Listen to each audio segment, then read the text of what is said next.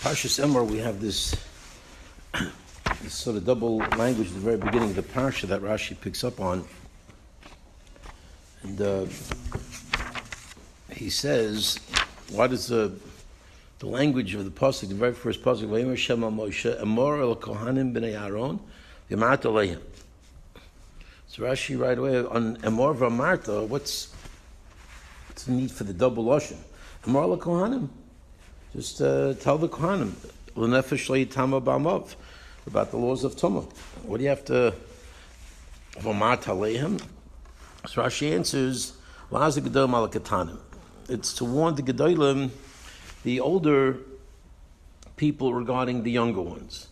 That here there's a specific reference to the chinuch aspect of making sure that not only the older people understand the laws of kohanim, but that the kids understand it as well. So, while Rashi answers the question, he sort of brings up another one that it's okay. I mean, if this is some kind of reference to chinuch, and we know typically chinuch is seen as a rabbinic responsibility. It's not based on the Torah law, alpi pashas, and so maybe it's not. You wouldn't consider this mamash deraisa, but still, why this concept of making sure the kids fall in line is not uniquely an issue by kohanim. Why do we have the Emor v'amarta uniquely by the issues? The beginning of Emor by kohanim? There could have been many other psukim, many other references to any other mitzvah. If anything, one might think, if it's speaking by kohanim, what the other mitzvahs don't have the Emor v'amarta. So why dafka here? Why is the pasuk based on Rashi's pshat, based on the Gemara and Yevamis? Why is it this uniquely an issue here by kohanim?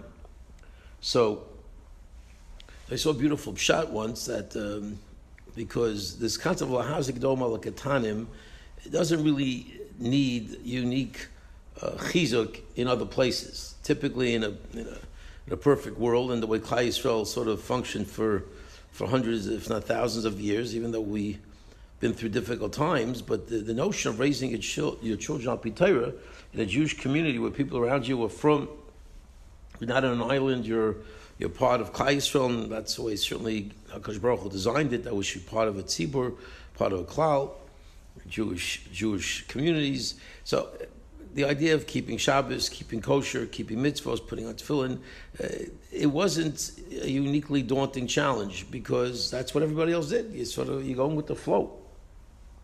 And when you expect, and the best way we know in terms of chinuch to get children to buy in is to create the environment where this becomes the standard, the norm, the proper way of living. You convey excitement and happiness and the inner joy about what you're doing. So Baruch Hashem, you can assume, without the craziness of today's recent generations where there's a lot of pulls and issues where we're getting all this information from the outside, and it's obviously a very different kind of world. But in a typical fashion, the idea of having your children follow the ways of the Torah wasn't such a unique challenge. Here, it's different. Here, the point is that the kohanim are not the same.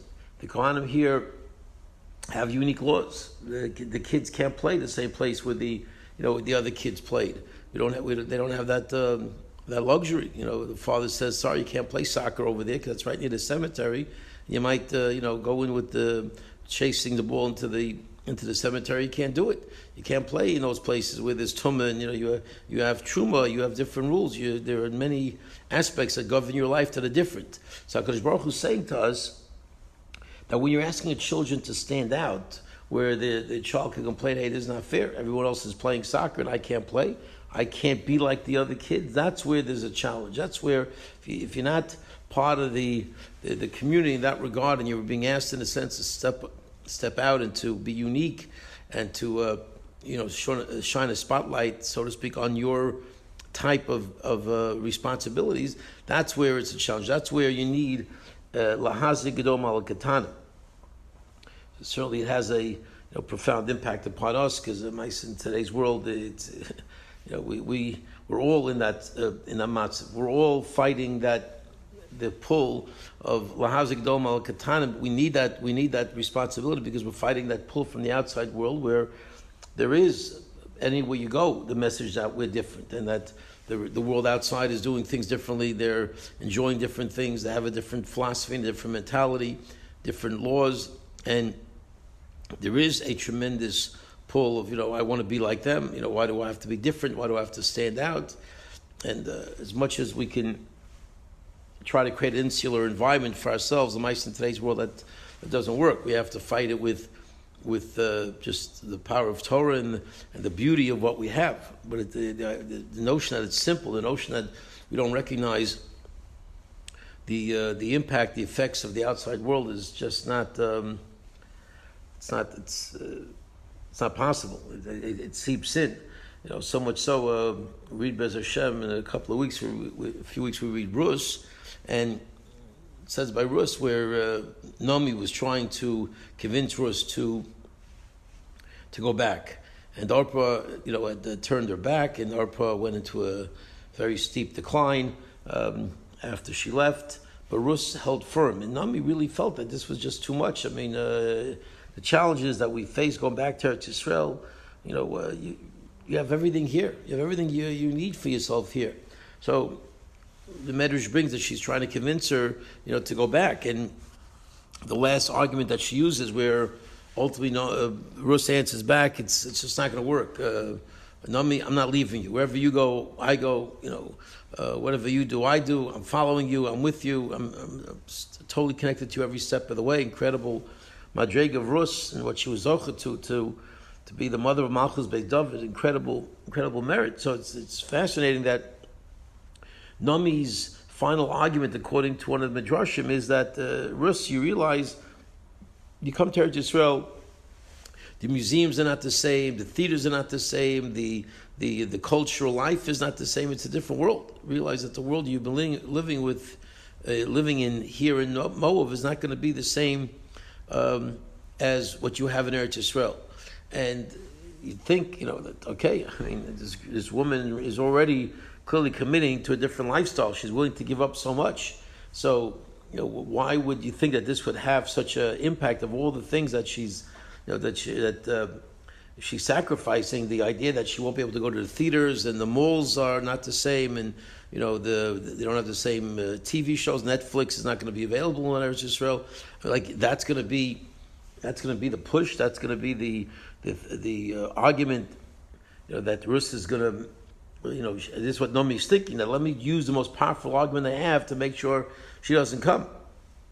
She doesn't come along with me, and you see that is the most powerful argument. The idea that you're coming into a culture where what you're used to and the way you conducted yourself and the way everybody else is living is not the way you're going to live.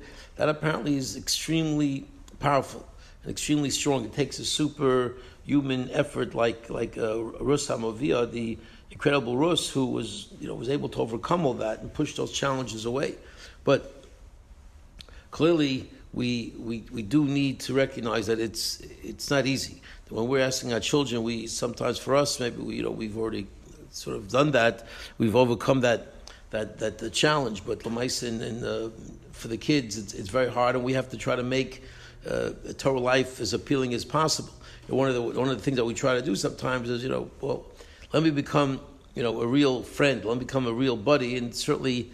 We have to actually, obviously walk that tightrope of being close to our kids and giving our kids fun, and certainly that's very, very important.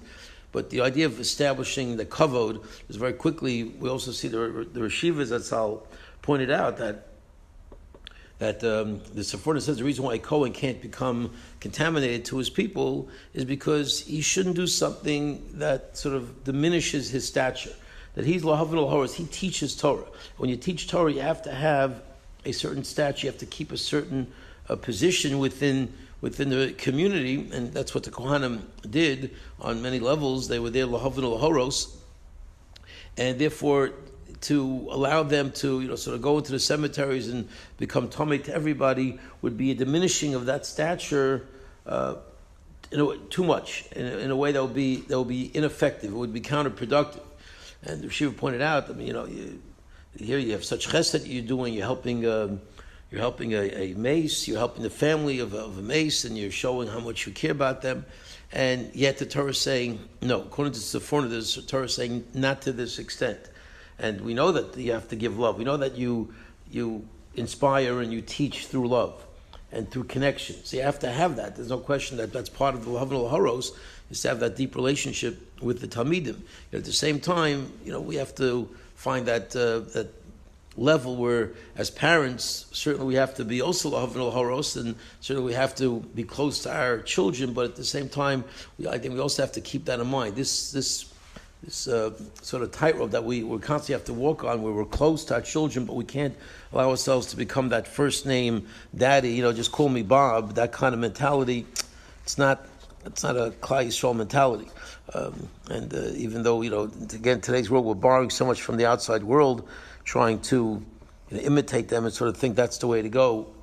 We know from our Chazal that's you can't break down those barriers completely. The parents will have to be the ones Lahavnul Haros, and as such, they need that special relationship on one hand, and yet the idea of kibbud aveim and the respect that you have to manage it at the same time. So certainly, it's a tremendous challenge. But we need obviously a lot of siyat d'shmaya, but if we certainly work very hard in keeping these two things in mind, one is the challenges that our children face and the need for us to present Torah in a beautiful way, while at the same time maintaining that sense of kavod, Bez Hashem, will be matzliach.